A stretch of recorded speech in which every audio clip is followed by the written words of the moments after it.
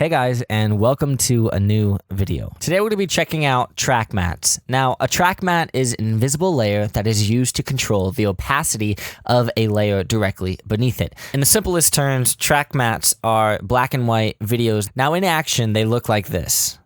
Track mats are really awesome because you can completely customize them to your own preference. In today's tutorial, I'm going to be showing you 3 separate track mats, just to give you an idea of what you can create. But first, everyone has been asking me where I get my music, and I get my music from Epidemic Sound. All you have to do is click the link in the description below, and you can start your 30-day trial today. So to further explain a track mat real quick, we're going to look at this footage right here. As you can see, the transition looks like this. Now, the actual track mat is a black and white video layer. If we double click on it, you can see what it looks like. Now, when you apply the track mat to it, it looks like this. The first step is actually opening up After Effects and creating our own track mat. Once After Effects is open, click on the New Composition button. Name this composition whatever you want. Make sure it's the size of your video layer. Change the frame rate to 60. And also, your duration can be anything you want it to be, but I found that 5 seconds works for me. Your background color should be black. Now once you have this, all you have to do is right-click anywhere down here in the timeline area, click on New, and then click Solid. Name the solid whatever you want. In this case, I'm going to name it Track Mat. Now, I'm going to make the width 3840 and the height 2160 so it matches my video. Everything else can remain the same, and we're going to make the color white. Click OK. Now that we have our solid, select our solid down here and click on S, and change our scale to 300%. This will make sense later, but it will basically give us more room to work with our mask. Now all we have to do is click on our track mat, and up here we can start playing around with the rectangle tool or the pen tool to create a mask anywhere in this area. The pen tool will allow you to create some dynamic shapes, the rectangle tool to make rectangles and squares by holding Shift to constrain the proportions. For the first one, I'm just going to make a rectangle like so. Now, all we have to do is start to understand what we want to make. For the first example, I want to transition the video clip from the left to the right. And in a nutshell, anything that is white will be the video transitioning layer. So, for the first example, all I want to do is start from over here and go to the right. So all we have to do now is make sure our track will fit the whole area. We can click on the top right corner and hold Shift and click on the left corner, release Shift and drag up. When you're dragging around, you can hold Shift and that'll constrain the proportions into the horizontal and vertical axes. So drag those up. Do the same with the bottom layer. Click over on the right corner and hold Shift and click on the bottom corner to select both. Click and drag while holding Shift to make it completely vertical. Now we have this mask that we can move. So let's move it off to the left side, and making sure that we are at the beginning of the timeline, all we have to do is click on M. M will bring up mask path, and we can click on the stopwatch to toggle our first keyframe. Now all we have to do is scroll to the right a little bit, and let's change the mask path. We can click on the center area right here to change the whole mask path. So now our keyframe looks like this. The cool thing about a track mat is that as soon as there is all white on our video, we can stop our track mat. So around 30, I'm going to stop it. All we have to do is click and drag the work area end to the beginning of our clip. So it looks like that. And now what we have to do is right click and click on Trim Comp to Work Area. So it looks like this. Awesome. And that will loop over and over again. So now comes the easy part. All we have to do is go to File, Export, and then add to Adobe Media Encoder Q. This will open up a separate program that exports pretty much like Premiere Pro. So now that we're in Adobe Media Encoder, you can see that we can change the output file to a certain destination, which I'm going to change to here, and name this Simple. Everything else looks good, so all I have to do now is hit the Start Queue button. That'll render our video. Now that our video is rendered, we can head into Premiere Pro. For the first example, I'm going to transition between these 2 clips right here. All we have to do now is find our track mat and drag that into Premiere Pro. Once we have this track mat down here, we're going to drag it after our transition, since this point right here is where we want to transition. Now we can highlight both these video layers, drag up to the top, and then we're all going to drag to the left till the end of our track mat is matching the transition. We're also going to click C on our keyboard and make a cut right at the end, just like that. You can keep that video layer there or drag it down to video layer 1 so you don't get confused. In order to make the track mat active, all we have to do is click on our second video layer and go to the Effects tab and type in track mat key. Drag track mat key onto our second video layer. Go to the Effects Controls tab and click on Matte and change this to our simple track mat video layer, which is video layer 3. And now change the composite using to Matte Luma. As soon as we do that, we'll want to preview it to see what it looks like. So click I to set an in point, go to the end and click O to set an out point, and go to Sequence, Render into Out. That'll render that so we can watch it. Now it looks like this. We created a simple track mat. So I'm going to show you a little more of a complex example, and then you guys will understand and be able to create this as fast as you can. Now remember, we cut down our composition really short to fit our timeline. So let's go to composition up here in the top, click on composition settings, and change our duration to 5 seconds right there, and click OK. Now our composition is a little bit longer.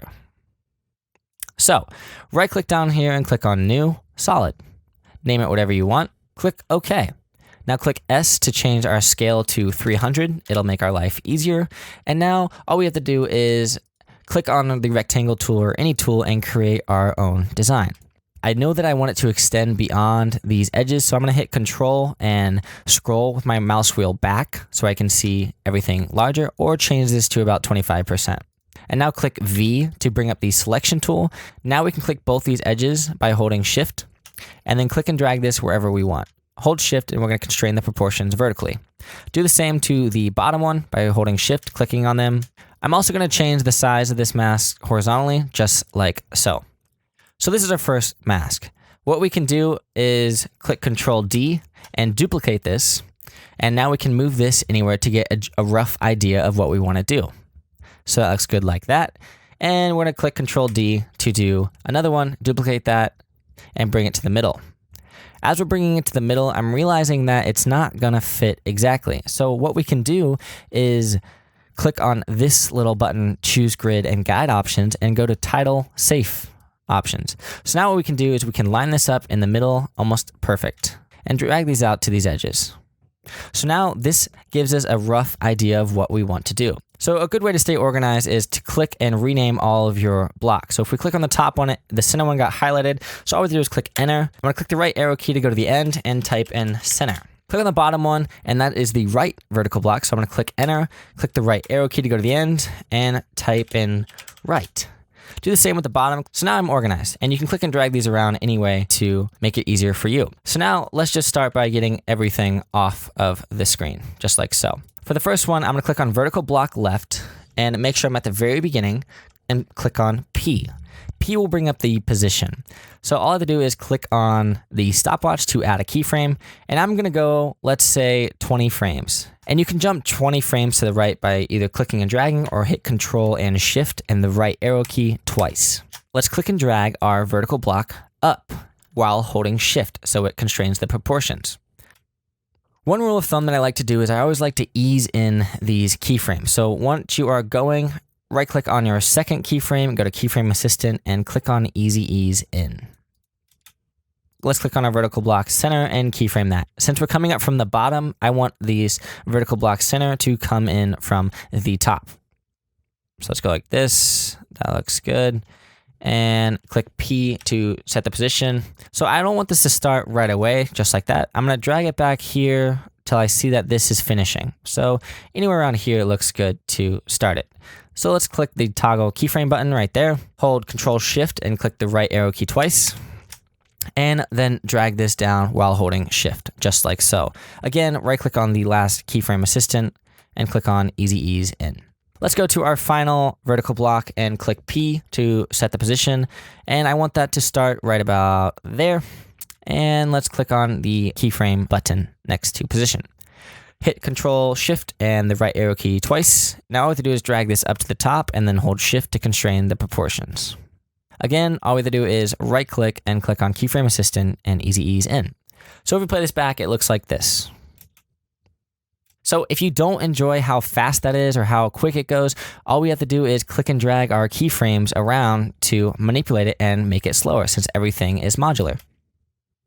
So remember, once everything is fully in white, we can actually stop this transition, and all we have to do is drag our work area end over on the right all the way to the left, making sure the blue is right past our playhead, and then right click and click on trim comp to work area. So now it looks like this.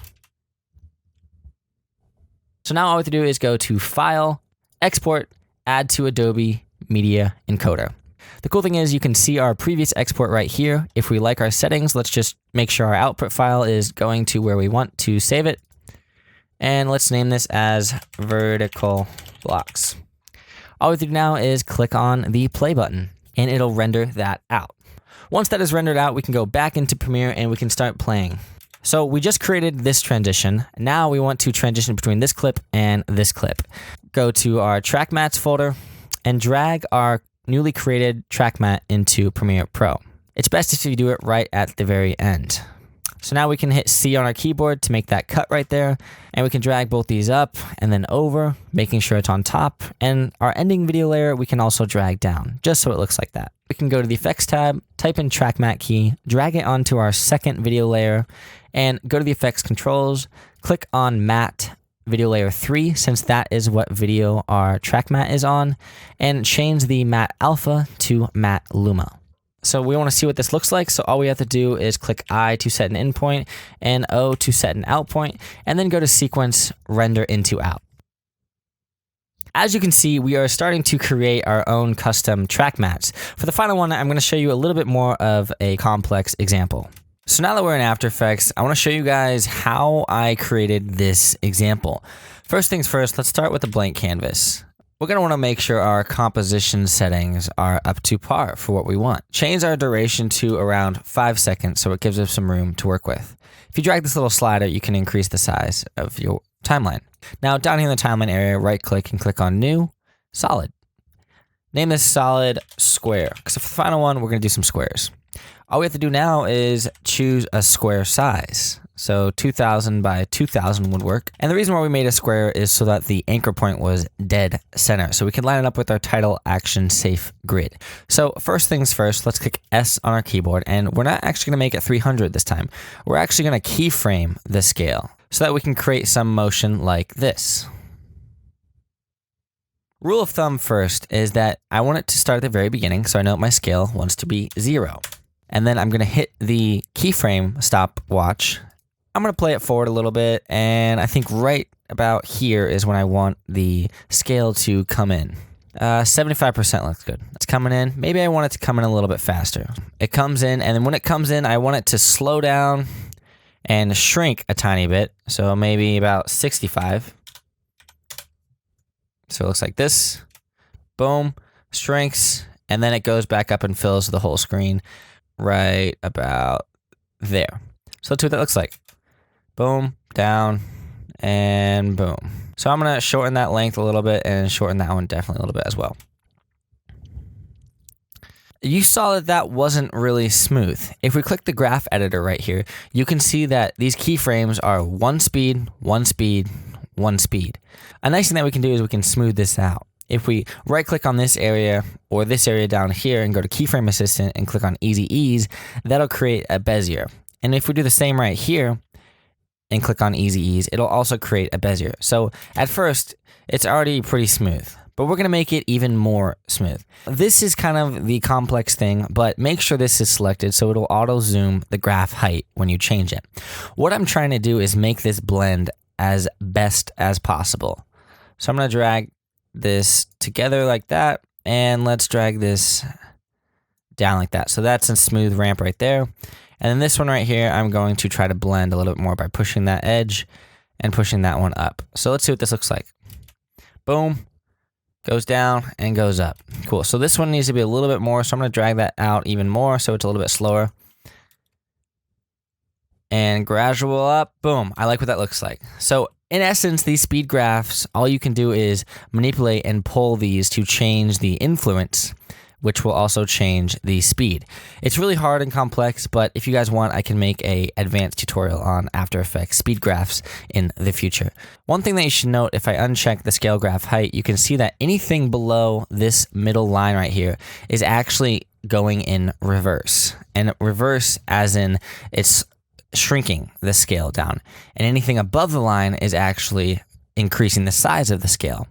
And the intensity of how fast it is going is based on how high this line is. As you can see right here, it is going around 600% per second at the very end. Let's uncheck the graph editor and drag our work end to the very beginning, just like this, and right-click Trim Comp to Work Area. We can check this button right here that will enable motion blur. And the other thing that we have to do is click this little expand button down here, and that'll bring up this little box right here. All we have to do is check this button, which is motion blur. That will, in essence, smooth out this white area to make it more natural. So now that everything looks good, we can go to File, Export, Add to Adobe Media Encoder. So now that it's in here, we're going to click our output file and change that to a place that we can easily find it. If everything else looks good, then we click the play button. Once that's complete, we can head back into Premiere and start editing. For this one, I'm going to show you how to overlay track mats into multiple layers. So now that we have our square video in Premiere Pro, let's right click and click on Unlink, because we don't need the audio component at all. And as always, we're going to cut right here, drag these up and over, and drag this one down. And let's drag that out a little bit more. Go to the Effects tab, type in Track Mat key, drag that onto our second video layer, go to the Effects Controls, change the Matte to Video Layer 3, and change the Matte Alpha to Matte Luma. That'll give us this little transition like this. And then click I and O, go to Sequence, and Render Into Out. So now we have completed the first layer to our track mat, just like so. The best way to explain the next portion of it is basically an offset. And what I mean by that is whenever you drag your next track mat down, we want these to be offset by maybe 5 frames. So I'm going to hold Shift and hit the right arrow key once. This will make sense in a little bit. So if this is offset, check it out. The first square will start to come in, and then the next square will start to come in. And we can do as many tiers as we want. But the way to structure it may get kind of confusing because we're going to have so many video layers. So I'm going to drag this little middle line down a little bit to give more room to work with. So what we want to do is use the video that we want to transition after this and treat it like any other normal track mat. I'm going to drag my final track mat down on top of my video, hit C on the keyboard, and then highlight both these, drag these up, and now remember, since this is our transition area right here, we're going to keep using that, but we're just going to offset it. So we're going to drag this back to the beginning. Now, also notice that this is exactly in time, so there's going to be no difference. So if we go to the beginning and hold Shift and the right arrow key once, then we can drag this entire top half to that point. Go to the Effects tab, drag Track Mat key onto our Video Layer 4, and then go to the Effects Controls tab, change the Matte to Video 5 layer, since that's what video layer our second track mat square is on. All we have to do is change the Matte Alpha to Matte Luma. So as you just saw, that was really awesome. It blended them together seamlessly, and we can change the intensities of each of these by just moving them around a little bit. Notice how this whole bottom layer, all of these are paired together, and all of these are paired together. Whenever this video is going, there's always multiple videos overlaying over each other. So notice that as soon as this clip gets to right here, I don't need any more of this bottom video layer. So all I can do is drag this back so it matches up right there. Because at the end of this transition up here on the top, this video is no longer being seen. So this is notable because then I can highlight all of these, right click, and click on Nest. And then I could also highlight all of these, right click, and click on Nest. And this is a good way so I can condense this down to a smaller size when I'm editing if I want to stagger these up even more. I want to show you that we can also duplicate this as many times as we want. So what I'm going to do is I'm going to right click and click on Add Tracks, and I'm going to add 5 video tracks to show you an extreme example. I'm going to hit Shift and the minus button to decrease the size of these. So all I have to do now is drag these 2 top bottom layers and drag those up. And then I'm going to make sure I'm going 5 frames ahead of this, holding Shift and the right arrow key once. And what I have to do now is click on that underlying video layer, change the matte to video layer 7, and make sure it's matte Luma. And I'm going to do one more with this second video layer just to give us multiple options. Make sure it's 5 frames holding shift and the right arrow key once. Click on the underlying video layer, change the matte to video 9. Now I'm going to render this all out real quick and see what it looks like. So as you can see right now, it looks kind of cool, and just imagine that if you use this with multiple clips, it'll look great. Now, one thing that I want to show you that we need to fix is that at the very end, there's this weird glitchy thing going on. So that is best explained by these little ending lines right here. Whenever you are creating a transition, you have to have that bottom line extending out so that it doesn't get glitchy. So for this one right here, we're just going to make a cut so it finishes right there because we don't need the rest. And then we're going to drag this bottom line out to here, make a cut, and then anytime you want to drag something out, make sure that it doesn't have the track matte key on it. And then for the final one, we can drag this out as far as we want since that's our actual video. Click on that ending portion and delete the track matte key. So now if we play back through this, you can see it looks like this. Well, awesome. That was a really complex one, guys. So if you did have any questions, be sure to hit me up in the comments, and I'll try to get back to them as soon as possible. As always, click that thumbs up and subscribe because I'm going to be making some more stuff in the future. I'll see you next time.